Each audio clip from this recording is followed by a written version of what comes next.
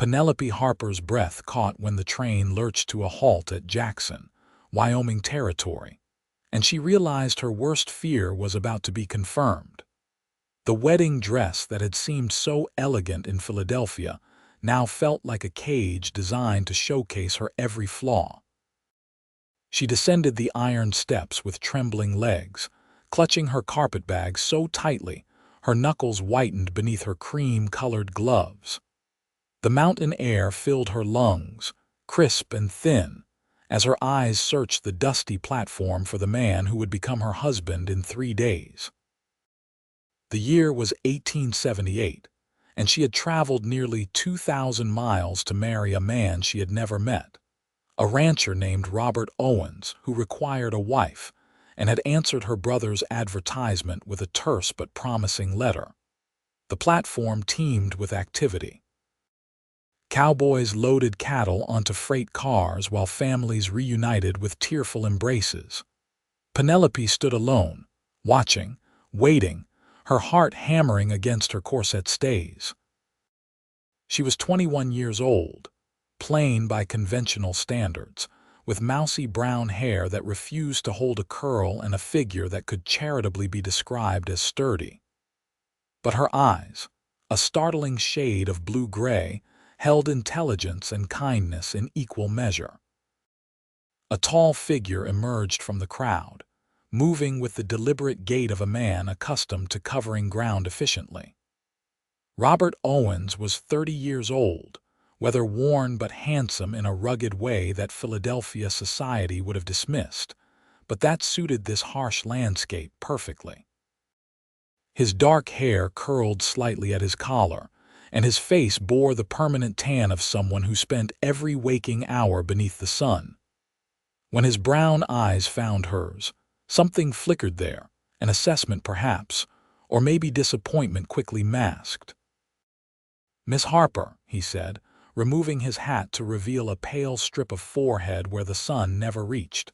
His voice was deeper than she had imagined, roughened by wind and sparse conversation. "Mr. Owens." She curtsied slightly, then felt foolish for the gesture. This was Wyoming Territory, not a Philadelphia drawing room. "Robert will do fine," he said, taking her bag without asking. "The wagon's this way. We will head to the boarding house. I have a room reserved for you until the wedding. My sister Marjorie is waiting there."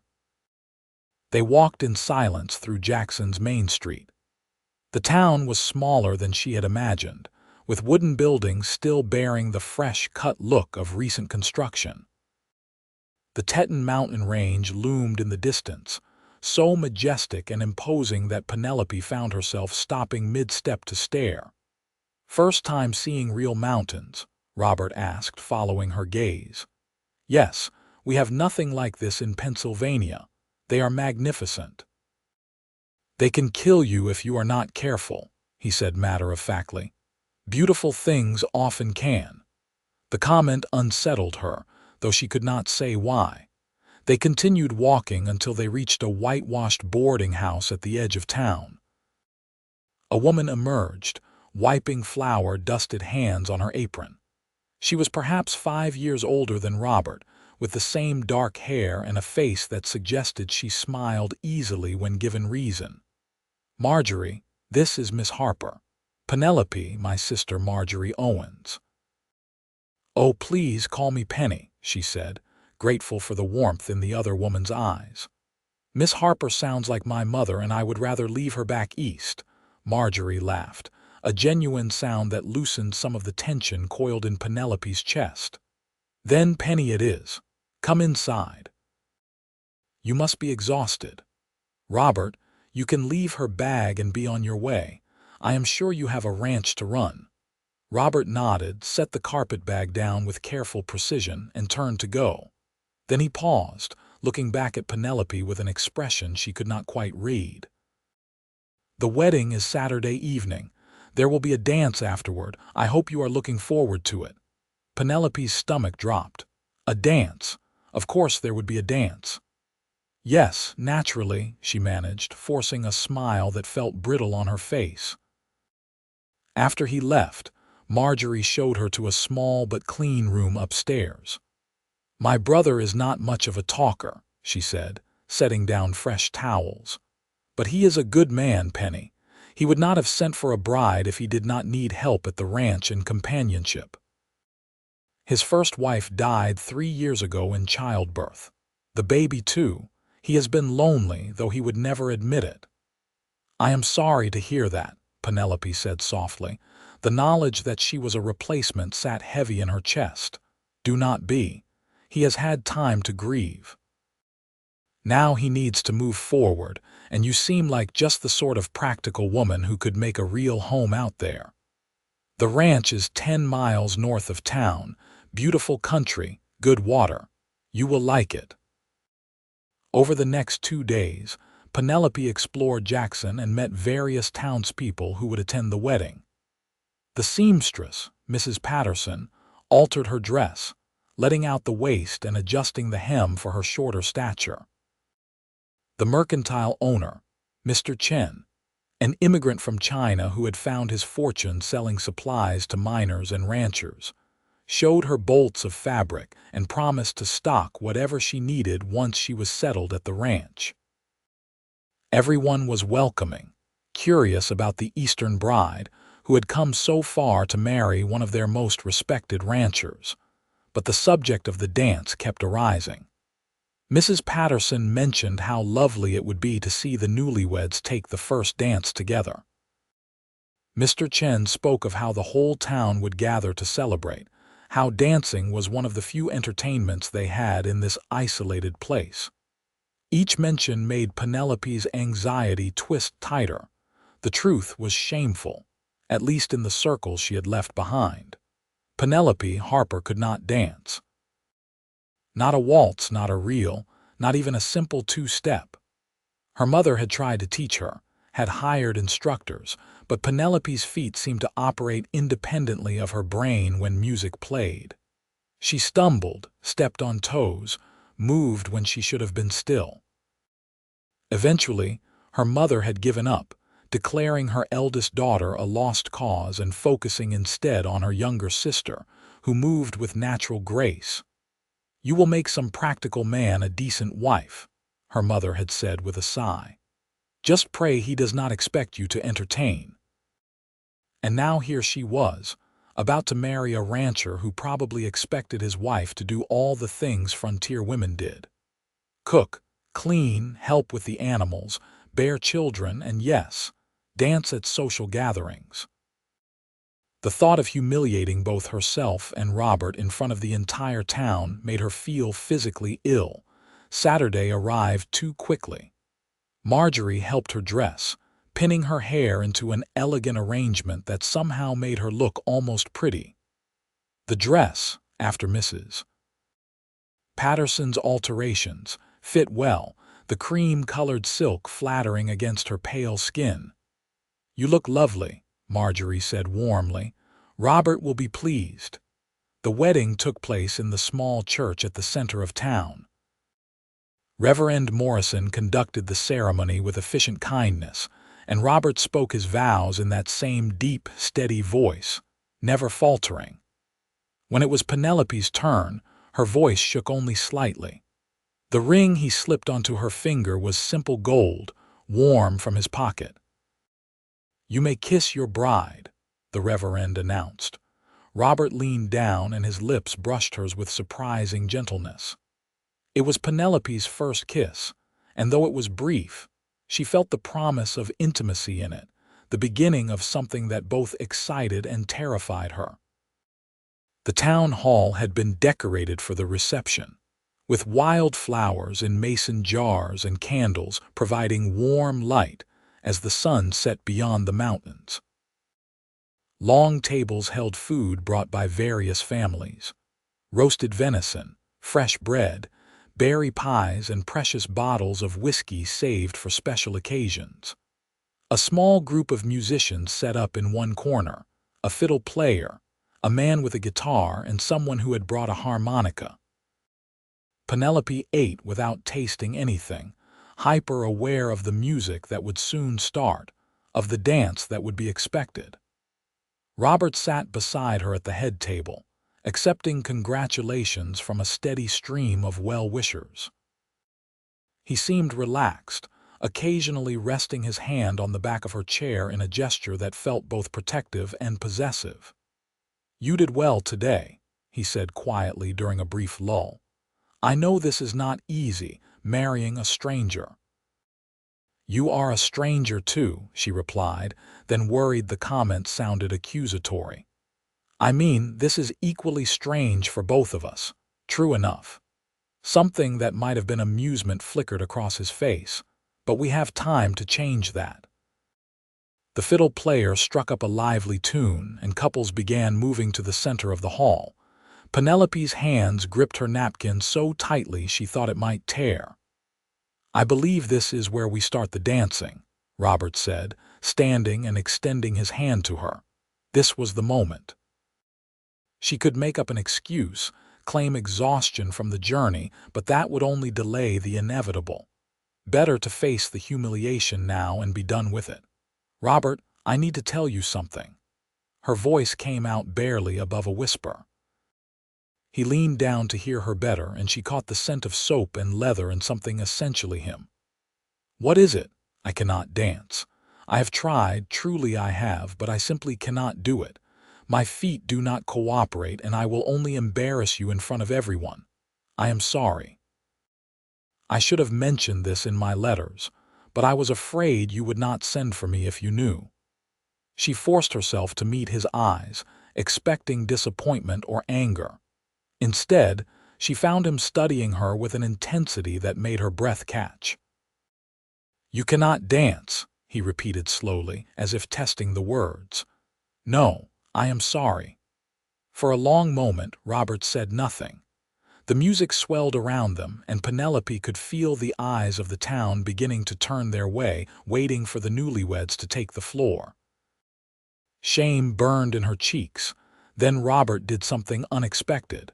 He smiled, a genuine expression that transformed his entire face, making him look younger and almost carefree. "Then we will not dance," he said simply. "But everyone expects it. The first dance belongs to the bride and groom.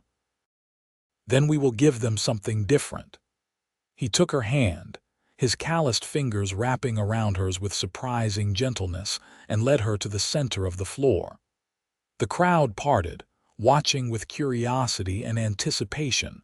Robert turned to face her, still holding her hand. "If you cannot dance, then we will sway together instead.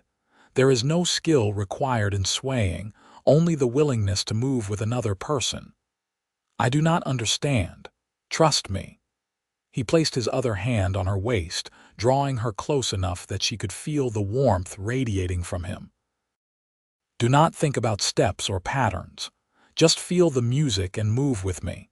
Sway like trees in the wind. There is no right or wrong way to do it." The fiddle player, perhaps sensing something different was needed, shifted to a slower melody. Robert began to move, not in any structured dance pattern, but in a gentle rocking motion, side to side, forward and back. Penelope, pressed close to him, had no choice but to follow, and to her amazement, she found that she could. This was not dancing with its complicated rules and predetermined steps. This was simply two people moving together, finding a rhythm that belonged only to them. "See," Robert's voice was low, meant only for her ears. "You are doing fine." "This is not really dancing," she protested, but she was smiling now, the tension finally beginning to leave her shoulders. "It is what we are making of it. That is all that matters." They swayed together as the song continued, and gradually, other couples joined them on the floor, some attempting proper dance steps, others simply moving as the music moved them. Penelope rested her forehead against Robert's chest, feeling the steady beat of his heart through his shirt. And for the first time since arriving in Wyoming Territory, she felt a fragile hope that this marriage might become something real. When the song ended, the crowd applauded warmly. Robert released her slowly, as if reluctant to break the contact. "Thank you," he said. I did nothing. You are the one who saved me from humiliation. You trusted me. That is something." His brown eyes held hers for a moment longer, then he stepped back. "We should probably stay a bit longer, but I would like to get home before it gets too late. The ride to the ranch is a fair distance." Home. The word carried weight she had not expected. This was her home now, for better or worse. They stayed another hour, accepting congratulations and well wishes. Marjorie hugged her tightly before they left. "Take care of him," she whispered, "and let him take care of you." The wagon ride through the darkness was quiet. Robert drove with easy competence, the horses responding to the slightest touch on the reins. The moon, nearly full, cast silver light across the landscape, revealing rolling grassland and distant mountains. The air smelled of sage and pine and growing things. "It is beautiful here," Penelope said, breaking the comfortable silence.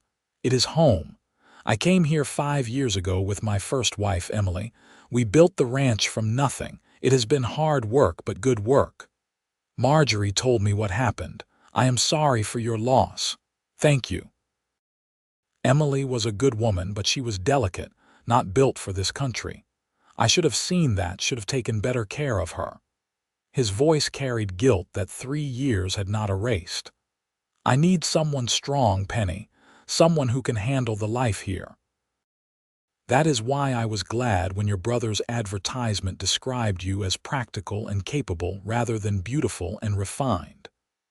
"My brother has always had a talent for making my flaws sound like virtues," Penelope said dryly. "They are virtues, at least here. Beauty fades. Refinement means nothing when you are birthing calves or preserving food for winter. But strength, capability, those are what matter." The ranch house appeared in the moonlight, a solid structure built from local timber with a wide porch facing east to catch the morning sun. Outbuildings clustered nearby, a barn, a chicken coop, a smokehouse. Robert helped her down from the wagon, his hands spanning her waist, and for a moment they stood close together in the darkness. "I will not rush you," he said quietly. "You are my wife in name, but I know you need time to adjust to this life to me. Your bedroom is upstairs, the second door on the left. I will sleep in the room across the hall." Relief and something else, perhaps disappointment, mingled in Penelope's chest. "Thank you. That is kind. It is practical. We barely know each other." He carried her bags inside, lit a lamp, and showed her through the house. The main room held a fireplace built from river stone, a sofa and chairs that showed wear but were well made, and a kitchen area with a cast iron stove and a hand pump for water. Stairs led to the second floor where 3 bedrooms waited. "I will let you settle in," Robert said, setting her bags in the room he had indicated. "There is water in the pitcher for washing. Sleep as late as you need. We can talk more in the morning about how things work around here." After he left, Penelope explored her new room. It was simply furnished with a bed covered in a colorful quilt, a dresser, a washstand, and a chair by the window. She changed into her nightgown, washed her face, and climbed into bed, expecting to lie awake for hours. Instead, exhaustion claimed her almost immediately. She woke to sunlight streaming through the window and the sound of chickens clucking outside. For a disoriented moment, she forgot where she was, then memory returned.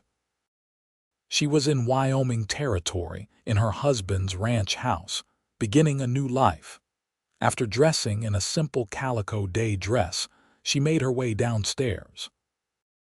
The kitchen was empty, but coffee sat warming on the stove, and a plate of biscuits rested on the table with a note in masculine handwriting. "Gone to check the north pasture. Help yourself to breakfast. Robert." Penelope poured coffee, ate a biscuit, and began exploring the house more thoroughly in daylight. It was clean but Spartan, clearly the domain of a man who spent little time indoors.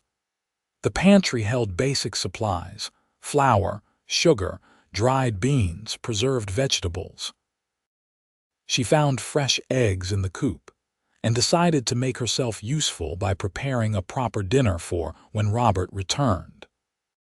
He came back at midday, dusty and tired, and stopped short when he saw the table set with fried chicken, mashed potatoes, fresh biscuits, and canned green beans heated with bacon. "You did not have to do all this," he said, but appreciation showed clearly on his face. "I need to earn my keep." She poured him coffee and sat across from him. "Tell me what you need from me here. I can cook, clean, sew, and I learn quickly. I want to be useful." Robert studied her as he ate. "Can you handle a gun?" "No, but I can learn. You will need to. We have wolves, bears occasionally, and sometimes men who think a remote ranch is an easy target. Can you ride?" "A little. I am not skilled, but I have been on a horse." "I will teach you properly. You need to be able to reach town on your own if necessary."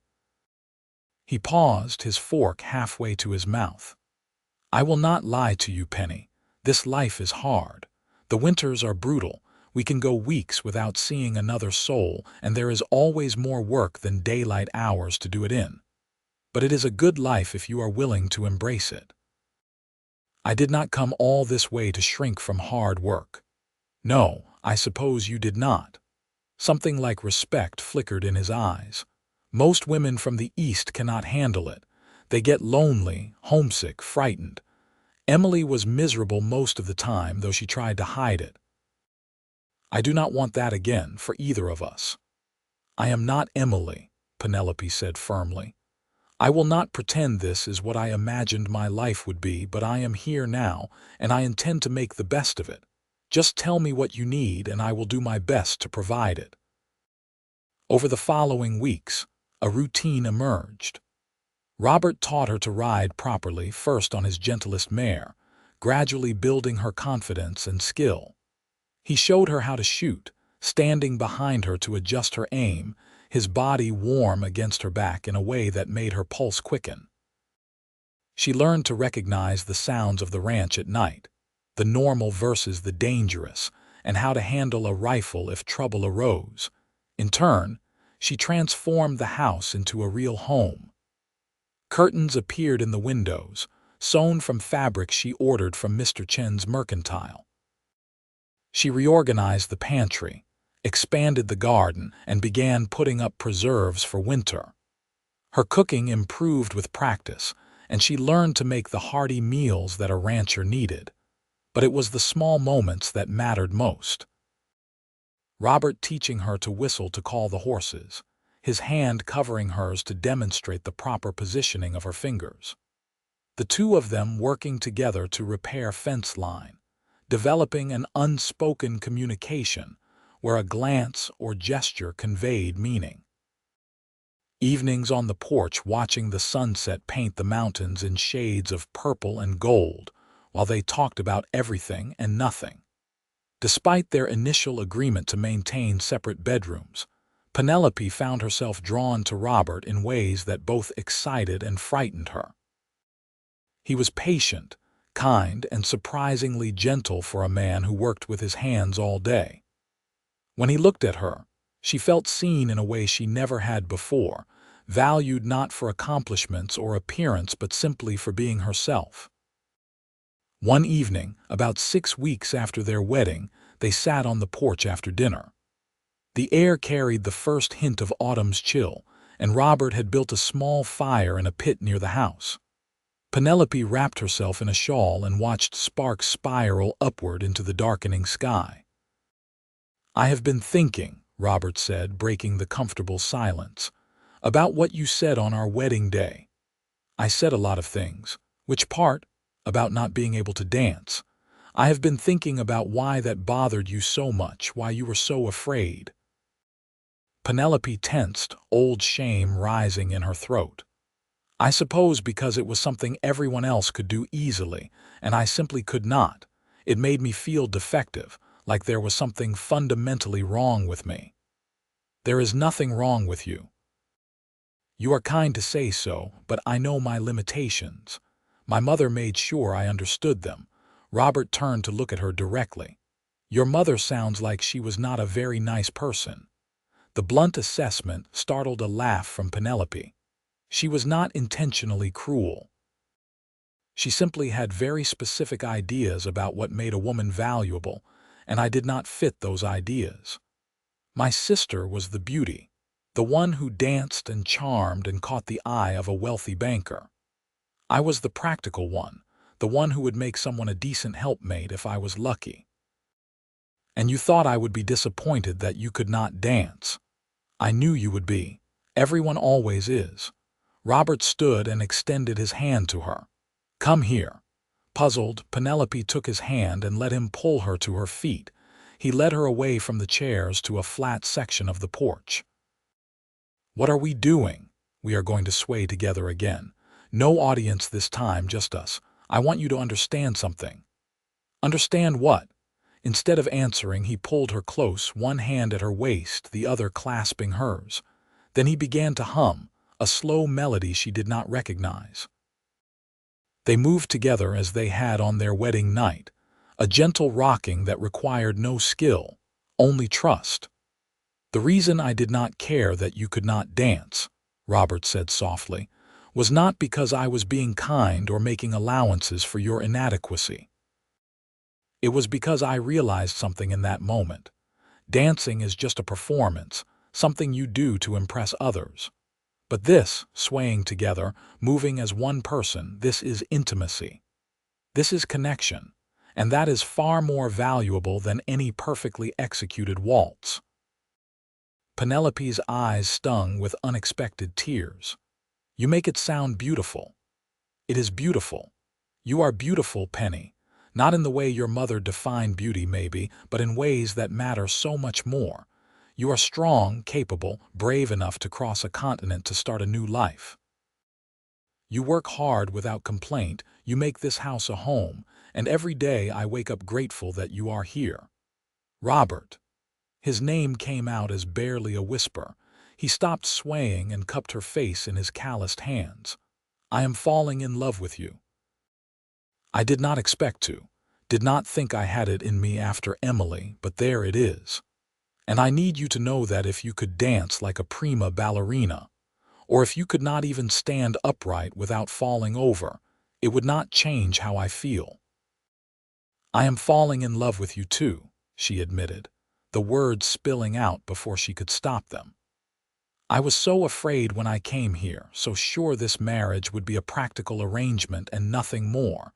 But you have made me feel valued in a way I never have before."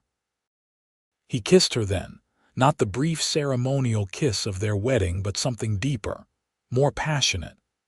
Penelope responded instinctively, her arms wrapping around his neck, her body pressing close to his. When they finally broke apart, both breathless, Robert rested his forehead against hers. "I think it is time we stopped maintaining separate bedrooms," he said, his voice rough with emotion.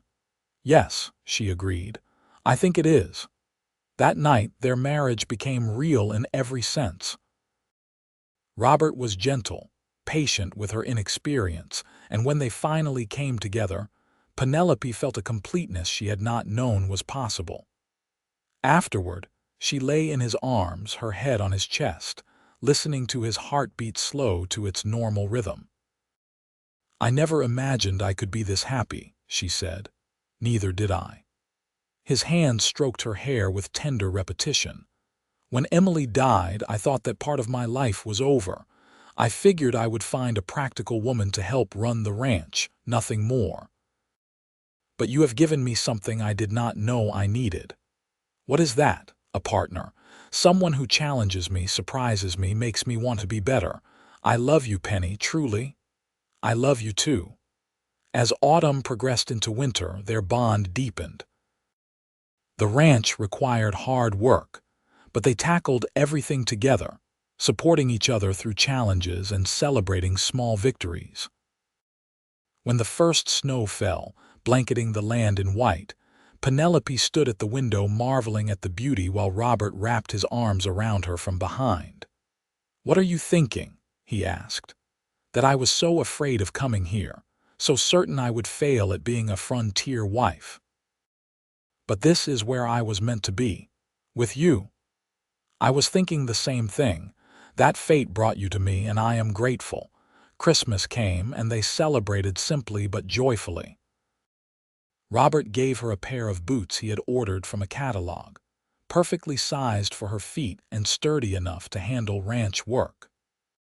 She gave him a new shirt she had sewn, embroidered with his initials, and a kiss that led to them spending the afternoon in bed while the fire crackled and snow fell outside. In early February, Penelope began to suspect she might be pregnant. Her monthly courses were late, and she felt exhausted by mid-afternoon, a profound tiredness that sleep did not seem to cure. She said nothing at first, afraid of being wrong, afraid of what pregnancy meant after what had happened to Emily, but Robert noticed everything. "Are you feeling well?" he asked one evening as she dozed on the sofa. "Just tired. It has been a long winter." He knelt beside her, taking her hand. "Penny, look at me. Is there something you are not telling me?" She met his eyes and saw worry there, mixed with hope. "I think I might be expecting. But I am not certain yet, and I did not want to say anything until I was sure." The emotions that crossed his face were complex, joy and fear in equal measure. "How long?" "If I am right, about 8 weeks. But Robert, I am scared. What happened to Emily will not happen to you." His voice was fierce. "I will not let it. We will be careful, so careful. And when the time comes, we will have Doc Morrison here and Marjorie and anyone else who can help. You are strong, Penny. You will be fine. You cannot know that. You are right, I cannot. But I believe it with everything in me. You are not delicate like Emily was. You are solid, sturdy, built for this life and everything it entails. And I will be with you every step of the way." His certainty helped ease her fear, though it did not banish it entirely. As winter melted into spring and her body changed, Robert was unfailingly attentive. He took over the heavier chores, insisted she rest more, and treated her as though she were made of glass despite his earlier assertions of her strength. "I am pregnant, not dying," she protested one day when he tried to prevent her from carrying a basket of laundry. "I know, but humor me. I need to feel like I am taking care of you." She softened at that, understanding that his attentiveness was not about doubting her strength, but about dealing with his own fear. "All right, but I am still going to cook and clean and do all the things I normally do. The baby will not arrive for months yet." Doc Morrison confirmed the pregnancy in late March and assured them both that Penelope was healthy and strong. "You have good hips for childbearing," he said bluntly. "And you have been doing physical work, which keeps you fit. Barring complications, I see no reason why this should not go smoothly." Summer arrived, and with it, Penelope's belly swelled noticeably. Robert would place his hand there in the evenings, marveling when he felt the baby kick. "Strong like the mother," he would say, his eyes bright with wonder. They went into town less frequently as her time drew near, but when they did, Marjorie would fuss over her, bringing baby clothes she had sewn and advice that was sometimes helpful, sometimes overwhelming. The whole town seemed invested in the coming child, perhaps because everyone remembered the tragedy of Emily and her baby and hoped for a different outcome this time. In late August, when the heat lay heavy over the land and Penelope felt as though she were carrying a watermelon beneath her dress, the pains began. Robert had been preparing for this moment for months, and he sprang into action with calm efficiency. He sent one of the ranch hands to fetch Doc Morrison and Marjorie while helping Penelope upstairs to their bedroom. "I am scared," she admitted as another pain gripped her. "I know. But you are the strongest person I know, and you can do this. I am right here, and I am not going anywhere." The labor was long and difficult, lasting through the night and into the following afternoon. Penelope had never experienced such pain, such exhaustion. There were moments when she wanted to give up, to surrender to the overwhelming fatigue, but Robert's voice kept pulling her back, encouraging her, reminding her of her strength. "Almost there," Doc Morrison said. "One more push, Penny, one more." She gathered every ounce of remaining strength and pushed with everything she had. A moment later, a baby's cry filled the room, strong and indignant. Relief flooded through her so powerfully she began to cry. "It is a boy," Doc Morrison announced. "A healthy baby boy." Marjorie cleaned the baby while the doctor attended to Penelope, and then the tiny, squalling infant was placed in her arms. He had dark hair like his father and a face red with outrage at being thrust into the world. Penelope looked down at him with immediate, overwhelming love. Robert stood beside the bed, tears streaming unashamedly down his face. "You did it. You are both all right." "We are more than all right," she said, smiling up at him. "We are perfect." They named him Samuel Robert Owens, Samuel for Penelope's father, Robert for his own. The baby was healthy and hungry, and Penelope took to motherhood with the same determination she brought to everything else. Robert was a devoted father, helping with night feedings, changing diapers without complaint, and spending every free moment simply staring at his son in wonder. "I cannot believe he is ours," he said one evening as they sat together on the porch, the baby sleeping in Penelope's arms, "that we made this perfect little person." "He is rather perfect, isn't he?" Like his mother, Penelope laughed. "I am many things, Robert, but perfect is not one of them." "You are perfect for me, for this life, for our family. That is all that matters." Life settled into a new rhythm that included the demands of a newborn. Penelope was constantly tired but happier than she had ever been. Watching Robert with Samuel, seeing the tenderness he showed their son, made her love him even more deeply. The seasons turned. Samuel grew from a tiny infant into a chubby baby who smiled readily and seemed fascinated by everything around him. When he was 6 months old, the town held its annual harvest dance. Penelope was reluctant to go, still self-conscious about her dancing skills, but Robert insisted. "We do not have to dance properly," he reminded her. "We will sway together like we always do." At the dance, while Marjorie watched Samuel, Robert led Penelope onto the floor. The fiddle player struck up a familiar tune, and they began to sway together, moving as one in their own unique way. Other couples danced around them, but Penelope was only aware of Robert, of his hands on her waist, of the love in his eyes. "Do you remember our wedding day?" he asked. "When you told me you could not dance, how could I forget? I was certain you would be disappointed." "I was not disappointed then, and I am not disappointed now. You are everything I could have hoped for and so much more. Thank you for taking a chance on this life, on me. Thank you for showing me that not being able to dance does not mean I cannot move through life with grace and joy. You taught me that there are different kinds of beauty, different kinds of strength." "We taught each other," he corrected.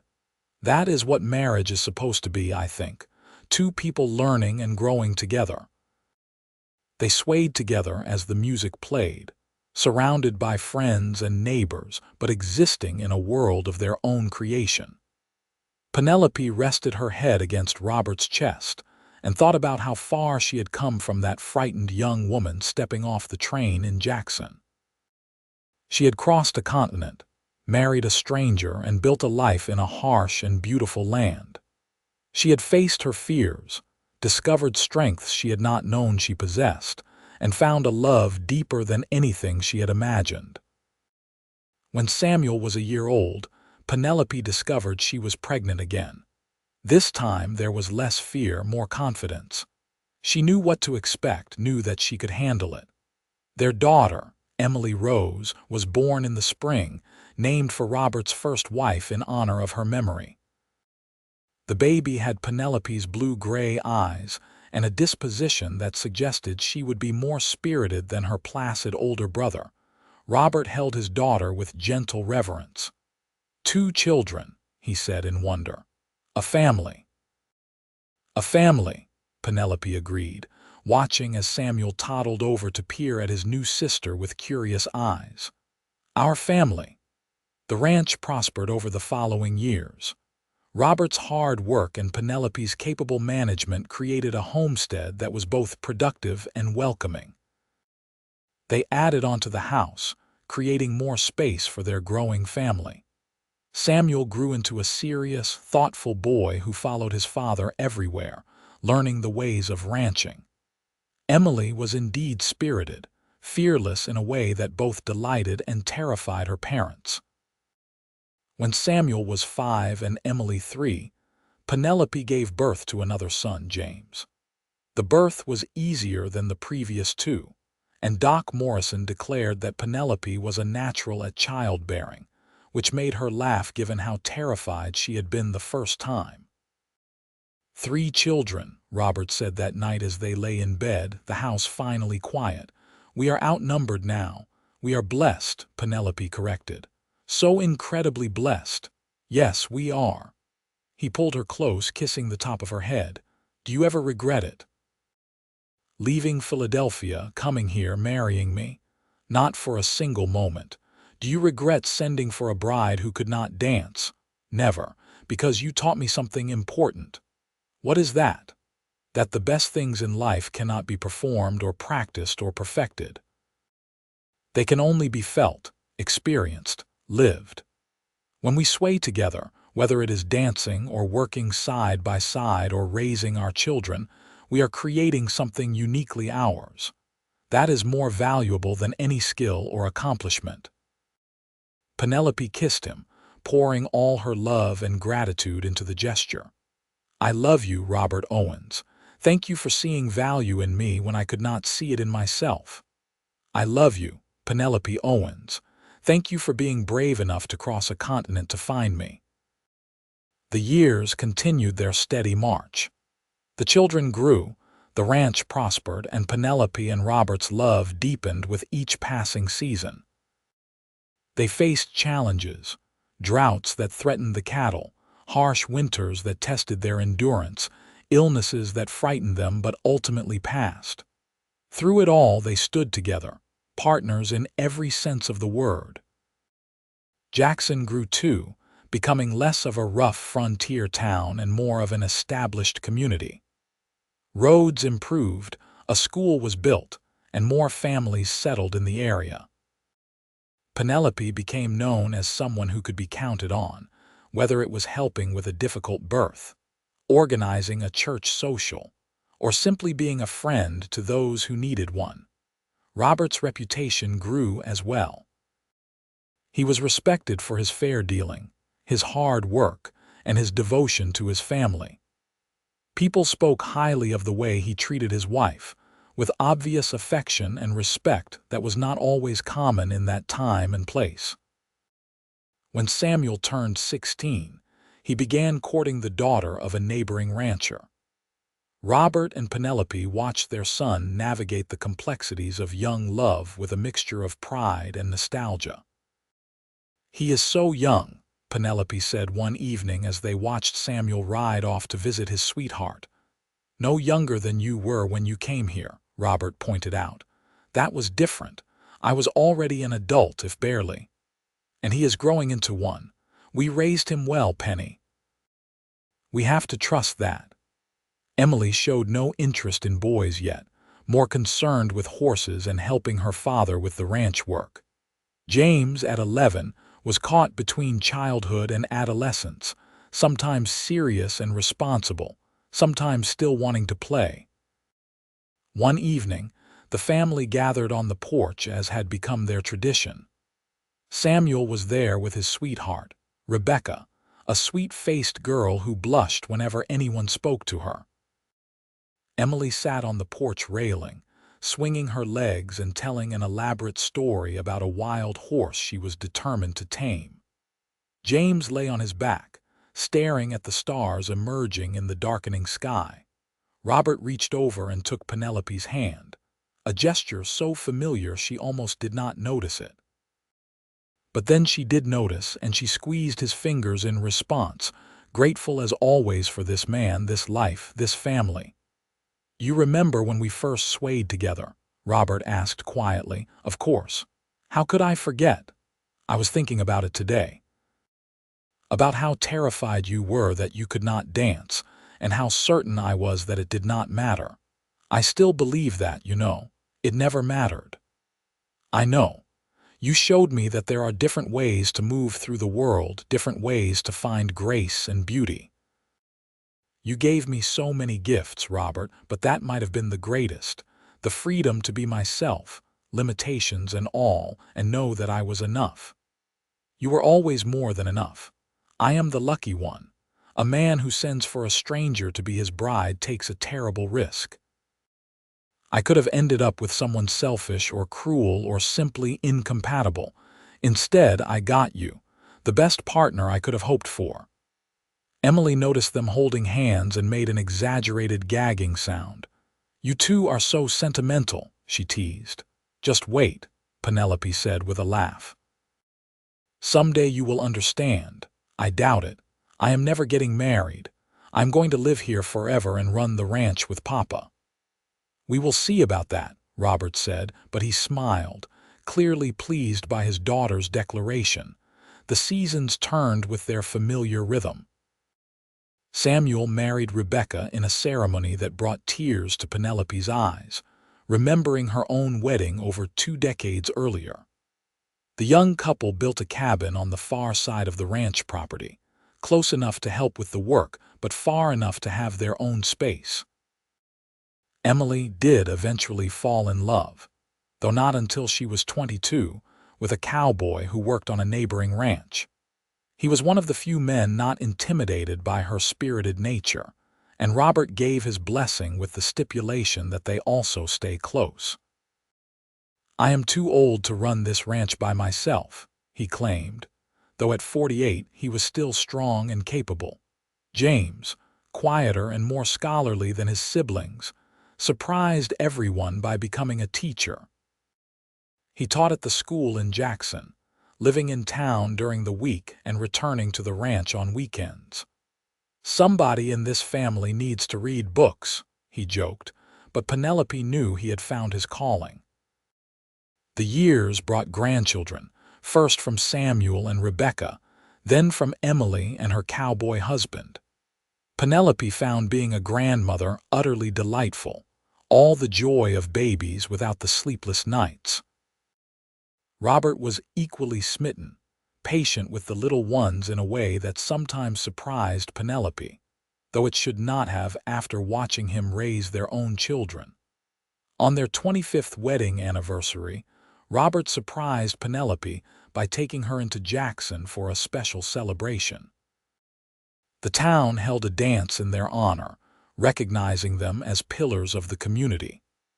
Many of the same people who had attended their wedding were there, older now but still friendly, still welcoming. When the music started, Robert extended his hand to Penelope, just as he had on their wedding day. She took it without hesitation, and they moved to the center of the floor. "Are we going to sway together?" she asked, smiling up at him. "Always. It is our tradition." They moved together in that same gentle swaying motion that belonged only to them. But this time, Penelope noticed that some of the younger couples had adopted similar movements, eschewing formal dance steps for a more intimate, personal connection. "They are copying us," she whispered. "They are learning what we learned. That connection matters more than performance.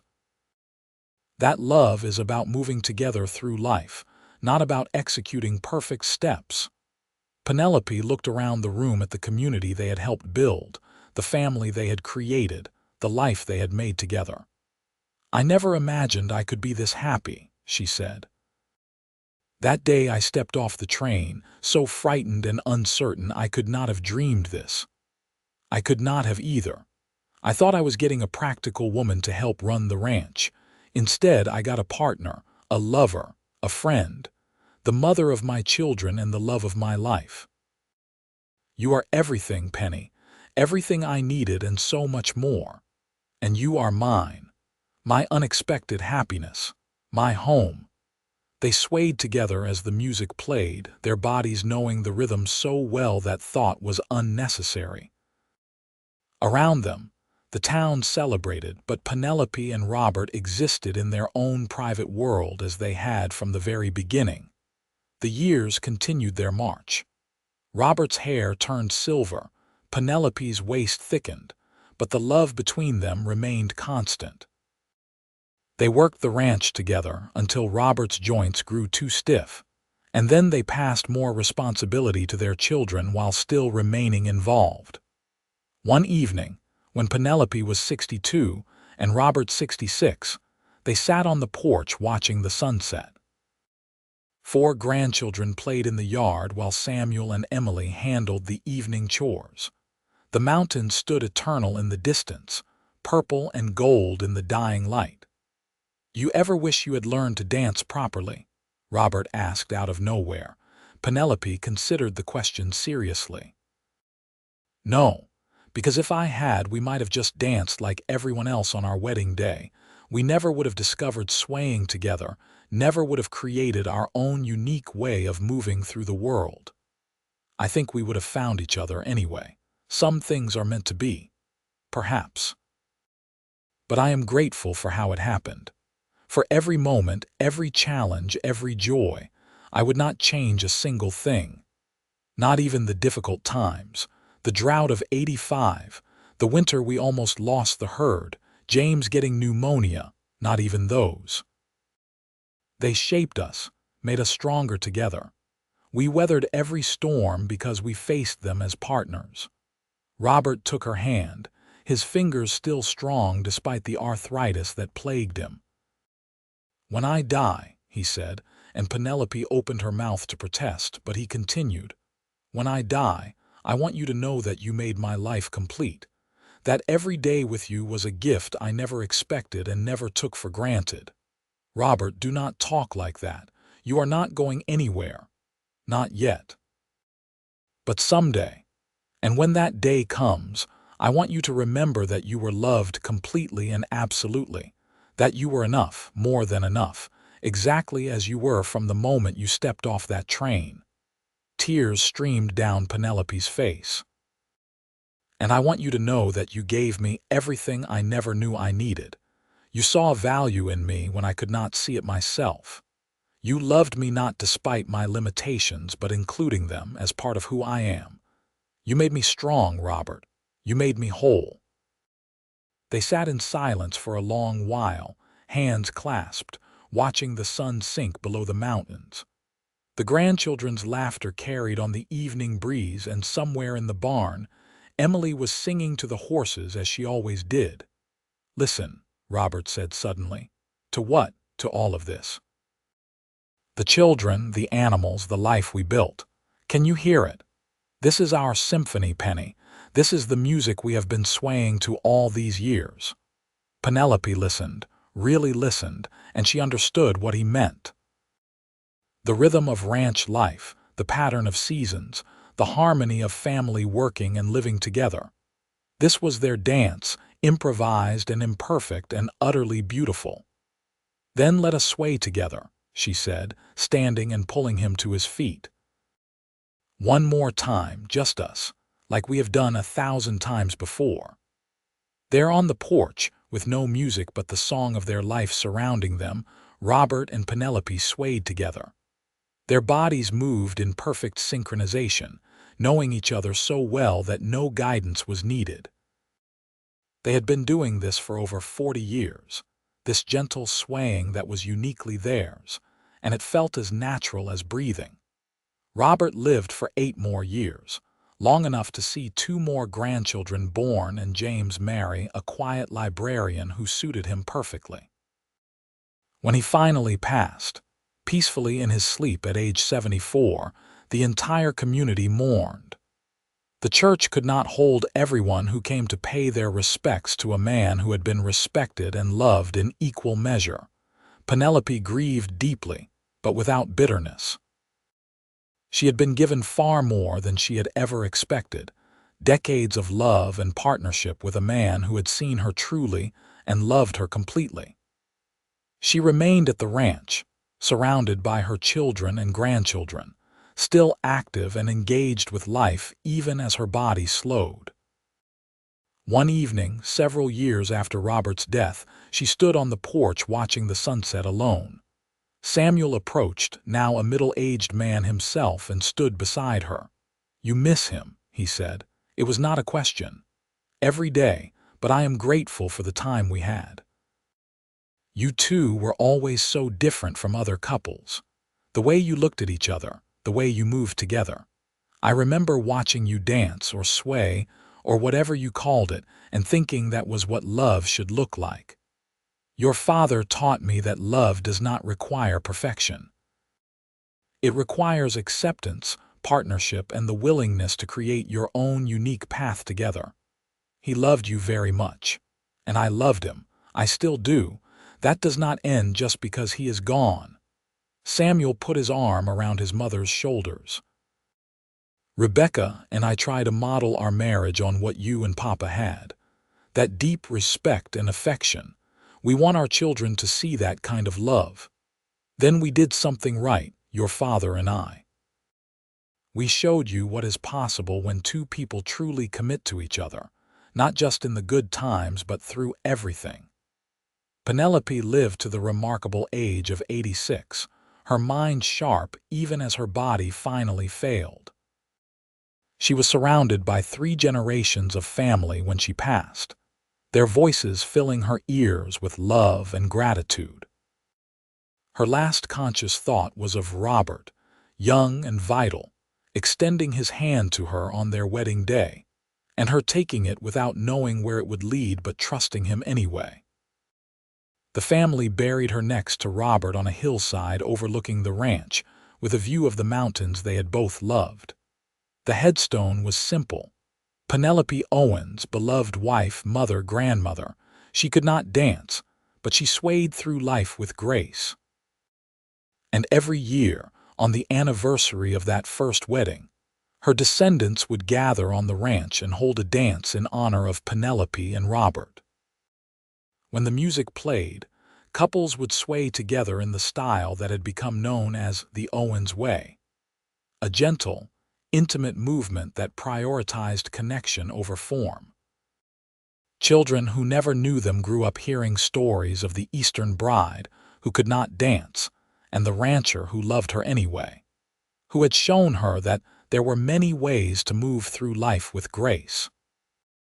The story became legend, passed down through generations, a reminder that love is not about perfection, but about accepting and celebrating each other's truths.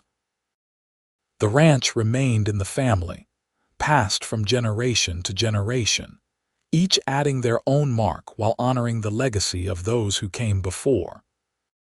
The house was expanded and modernized, but the porch remained largely unchanged, a sacred space where Penelope and Robert had spent countless evenings swaying together, where love had deepened season after season. And sometimes, on quiet evenings when the light hit the mountains just right, people claimed they could see 2 figures on that porch, moving together in a gentle sway that needed no music, finding rhythm in the beating of 2 hearts that had learned to move as one.